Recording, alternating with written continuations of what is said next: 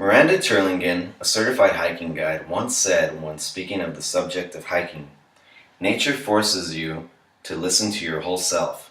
No tuning out, only tuning in."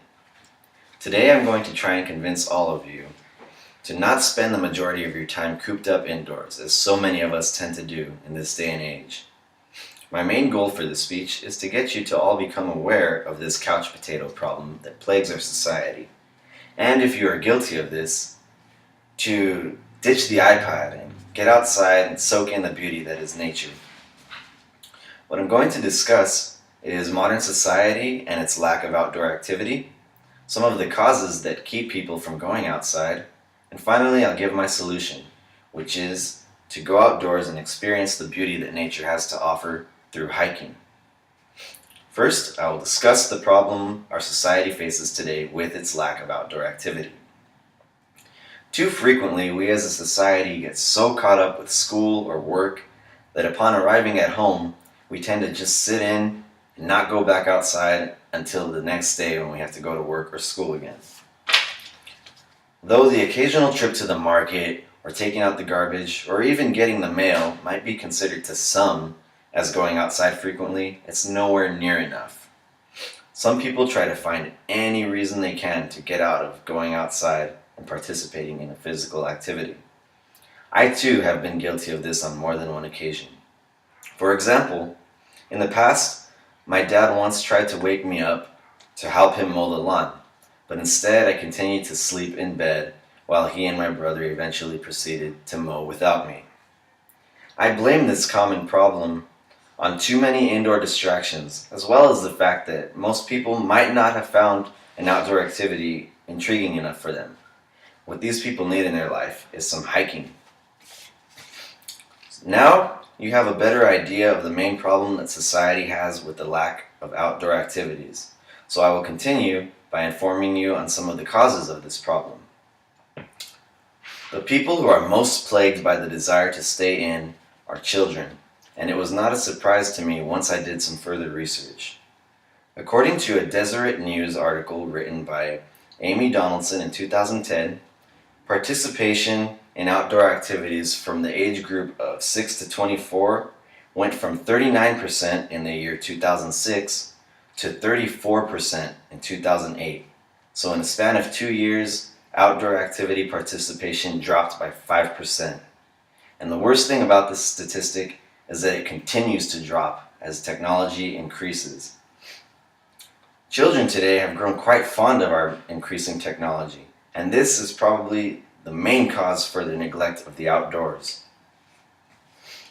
Kids now have unlimited access to entertainment that keeps them indoors, such as iPads, music players, video games, computers, and of course the television. The reason why I have begun discussing the causes with children is because it is these children who have slowly become the adults, but yet they continue with these old habits.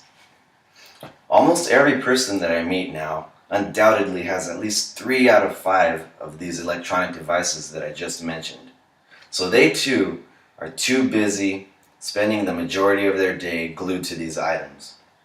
In fact, I found an article on the Live Strong website written in 2011 by Holly Roberts saying that people spend an average of 8 hours a day using technology and only 4 minutes outside.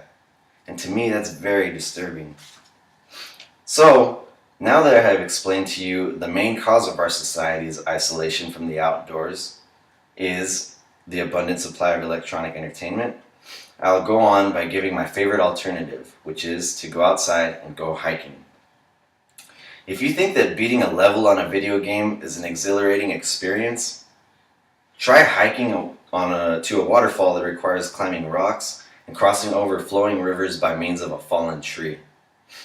My most memorable hiking trip was to the Escondido Trails in Malibu, and that experience was out of this world. It was a 5-mile hike round trip, and although that might sound easy to some of you, it wasn't, especially considering the fact that half of it was entirely uphill and required us to climb ropes to get to higher levels. But none of those struggles mattered once I got to the top, which was the waterfall, waiting for my friends and I at the end.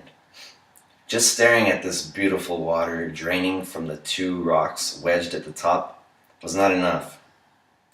We had to feel it, and so we proceeded to walk under the water and let it shower us from above. At that moment, there was nothing that could have felt more amazing. Not watching TV, not going on Facebook, nothing. Aside from setting my friends and I in a pure state of marvel and tranquility, I later discovered from an EBSCO article entitled "Let's Go Hiking" that hiking actually reduces high blood pressure and it reduces cardiorespiratory problems and keeps your body in good shape. So if you're trying to tone up for the summer and get that beach body going, this is even more of a reason why you should go hiking. Of course, not everybody is at the same level of hiking ability, and that's completely fine. I read an interview with the professional long-distance adventurer Andrew Skirka, and in it he was quoted saying that people should not attempt to do a 30-mile hike in a day the way he does. He said that it is best to start off small, and that's something that you could be comfortable with. That way you can ease your way into a hike and enjoy it much more. So now you all have a better understanding of the problem that our society has with its lack of outdoor activity. I discussed with you the fact that staying indoors has become such a big problem. I told you some of the causes that have led to this problem, and finally I gave my solution, which is to go outside and experience nature through hiking. I know that the gizmos and gadgets that we have at our disposal today could be very entertaining, but don't let them be the center of your entire life. There might be an animal or a sight that you have yet to see, and it might be only just a hike away.